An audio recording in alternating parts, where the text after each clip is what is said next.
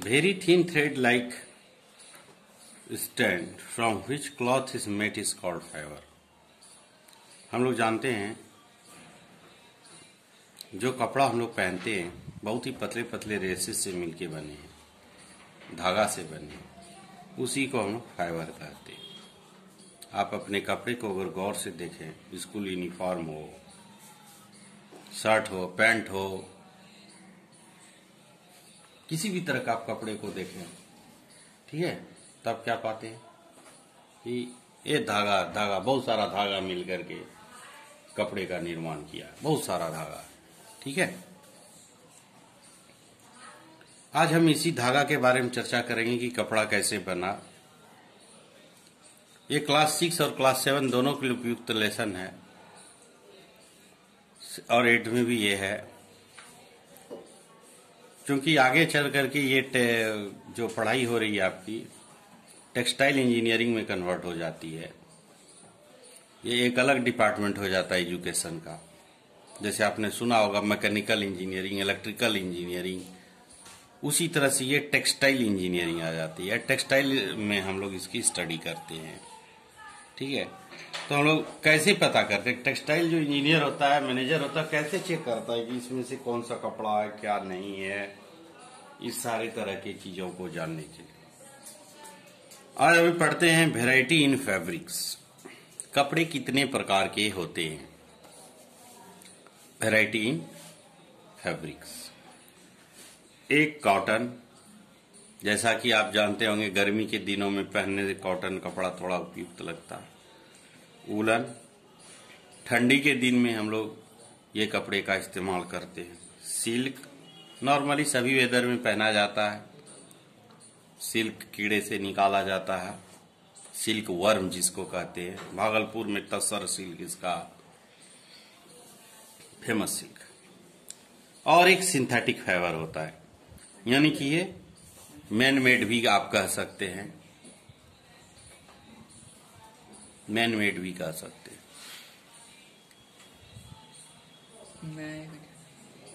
Before we go further we should know the meaning of the term yarn. आगे बढ़ने से पहले हम धागे को समझते हैं। ये यार्न किसको कहते हैं? Yarn is a spoon thread which is used for weaving और नीटिंग फैब्रिक। धागा एक पतला सा रेशा है जिसको हम बुनने के बाद कपड़े बना लेते हैं या नीटिंग करने के बाद। आप देखते होंगे ऊन का जो है, आप लोगों का मम्मी दूगो ऐसा स्पोक रखते हुए ऐसा फटाफट इसके ऊपर चढ़ा चढ़ा के ऐसा शर्ट बना लेती है या स्वेटर बना लेती है।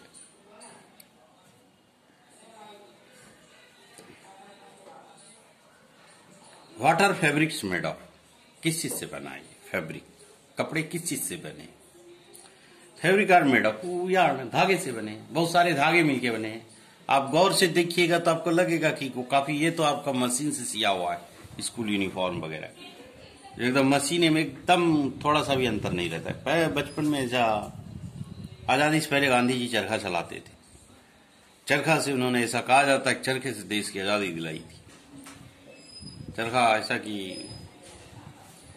अंग्रेजों के उसमें चरखा ही डाल दिया था, जिसके कारण आजादी मिल गई थी हमारे देश को। भाग गए अंग्रेज, बोला कैसा कैसा यहाँ मशीन लगा कपड़ा बनाते हैं, चल भी नहीं करता, चरखे से काट के बना लेता है। इतना ब्रेनिस्ट आदमी, बहुत।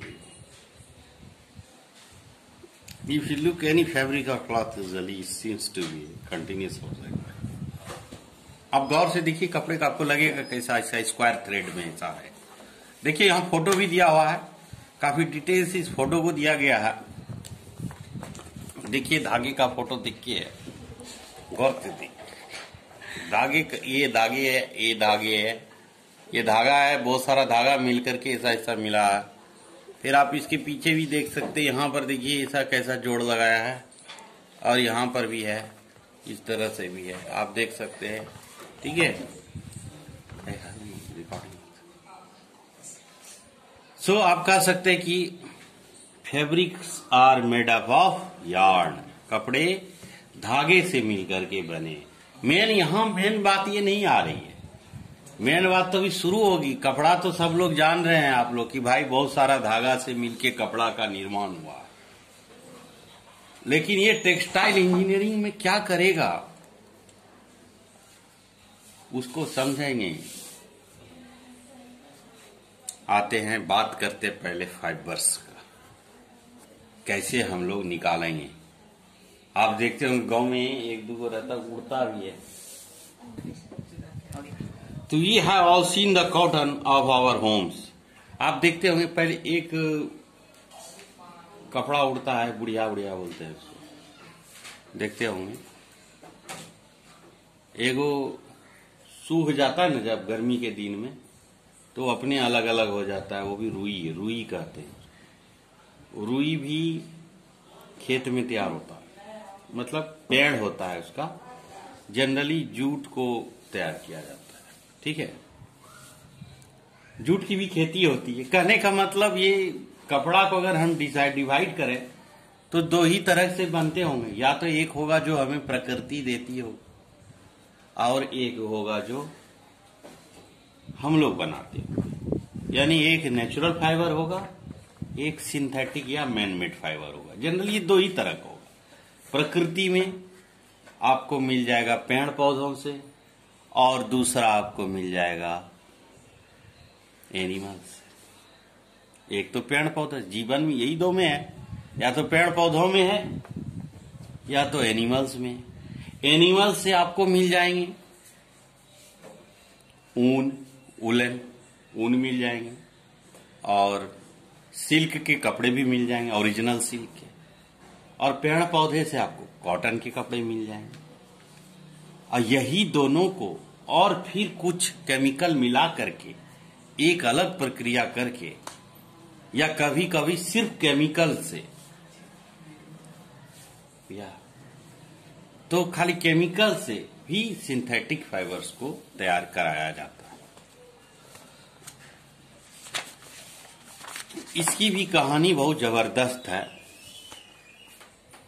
चलते हैं पहले ऊन की बात में चलते हैं। ठीक है, ऊन के पास पहुंचने से पहले मैं आपको इसकी कहानी बताता हूं। पहले कहानी सुनिए, हिस्ट्री ऑफ क्लॉथिंग मटेरियल्स। पहले ये कहानी इंपॉर्टेंट है, ये कैसे कपड़े का आविष्कार हुआ, पहले इसके बारे में सुन लें, ताकि और आसानी से इसको डिराइव करने में, आपको समझने में आसानी हो, और ये साइंस आपको कहानी जैसा प्रतीत हो। कहा जाता है कि पहले के समय में, एंशियंट टाइम में, पीपल जो होते थे, जो लोग होते थे प्राचीन समय में, use the bark of trees, पेड़ का छिलका, केला का छिलका, बड़ा बड़ा पत्ता, big leaves of tree, animal का चमड़ा, एंड फर्स, उसका डाइना वगैरह, पत्ती, पंख, फॉर कवर देम से, यही सब लगाते, क्योंकि उनको कपड़ा था नहीं उस समय। जानवर को मारा, उसी का छाला पहन लिया, क्योंकि पहनना इसलिए जरूरी था कि बदन ढकने के लिए नहीं पहनते थे वो, शर्म से नहीं बचने के लिए, बल्कि ठंडा में, ठंडी से बचने के लिए। ठंड जब हो जाती थी तो ये लोग कैसे जीते, ये लोग क्या करते थे, जानवर को जो मार के खाते थे उसी का चमड़ा सूख जाता था गर्मी में, इसी के ऊपर फर थर लगा के सो जाते थे। मतलब आदमी, इंसान, ऐसा कहा जाता था पहले जानवर जैसे ही होते थे, बिल्कुल जानवर जैसा। आपका भी मुंह को गौर से देखिए, आपको फीलिंग होगा कि हम लोग जानवर जैसे मुंह से मिलते हैं थोड़े थोड़े। बाद में ऐसा लुक आउट आया, थोड़ा कटिंग बना, फेस आया, इम्प्रूवमेंट हुई, इवोल्यूशन हुआ, विकास हुआ, तब जाकर के हम लोग आज इंसान बने हैं। When people began to practice agriculture and settle at place near the source of water, ऐसा कहा जाता, उस समय तो हम लोग ये सब चीज यूज करते थे। लेकिन जब आदमी का विकास हुआ, जब ये लोग खेती करने लगे, खेती, और रिवर के बगल में रहने लगे, तब उनको आइडिया आया कि जो है हम लोग जिस तरह बास्केट वगैरह बनाते हैं, टोकरी बनाते हैं पेड़ के पत्ते से, उस तरह से हम लोग कपड़े भी बना सकते हैं। मतलब जैसे जब एग्रीकल्चर का विकास हुआ, समाज में एग्रीकल्चर आए, तब उनके दिमाग में ये प्लान आया। Very thin stems of climbing plants and animal fleece after animal hair such as sheep wool swearing, बस यही सारे चीज को लेकर के इन्होंने क्लॉथ्स बनाया, क्लॉथ्स का निर्माण किया। This strand were then woven into fabric और this crops were grown near the sources of water like river. तो इसके अलावा भी मेरे दिमाग में एक कहानी है कि जब किसान ने रेशम की खेती की, उलन की खेती की, कहा जाता है महाभारत के समय पहली बार, फर्स्ट ऑफ ऑल, युधिष्ठिर के दरबार में पहला बार ऊन से बना हुआ कपड़ा प्रेजेंट किया गया था। वो देख करके उस कपड़े, उससे पहले नहीं था ऊन का आविष्कार, पहले लोग जनरली रहते, जनरली सामान्य कपड़े पहने। आप महाभारत देख करके मत समझिए, ऐसा कहा जाता है। उसके भी पहले की एक घटना है, चीन, चाइना, समझ रहा है, चाइना में एक चाइना की महारानी, फोटो भी है देखो, early man use hair skin और कवर देमसेल्फ, ये तो कर रही है, ये दे रहा, हाँ इसमें नहीं दिया है लेकिन मैं बता रहा हूं। चाइना की राजकुमारी थी सी जिनपियांग सुंग। वो राजकुमारी जो थी एक दिन चाय पी रही थी, चाय पीते हुए रास्ते से जा रही थी कि अचानक पीते पीते चल रही थी, उसके अंदर एक कीड़ा गिर गया। वो कीड़ा को जब उसने ऐसे देखा तो कीड़ा से बहुत ज्यादा ऐसा लस्सा निकाला, रेसा ऐसा हाथ में लगा, उसने उसको रिसर्च में डाल दी। तो यही राजकुमारी पियान हिंग सुंग हो से सिल्क का आविष्कार हो गया। लेकिन ऐसा कहा जाता है, इसकी कोई प्रूफिंग नहीं है, ये एक कहानी है। कैसे कैसे डेवलप हुआ ये बात जानकारी है। जैसे आप रास्ते चले, आपने देखा, मान लेते हैं ऐसा कुछ, ऐसा स्कीम हो जाए, आपको उस पैर में कुछ सट जाए और थोड़ा आगे चलें, वो सटा हुआ चीज में पानी मिल जाए और आपके पैर में बर्निंग हो जाए, फायर हो जाए, आग आ जाए, तो आप सोचेंगे जो सटा हुआ चीज क्या हो सकता है। फिलहाल तो आप सोचिएगा तो सोडियम होगा या तो पोटासियम होगा, तब ये तो पानी में लगा नहीं, आग लग गया, तो आप इसको रिसर्च करेंगे।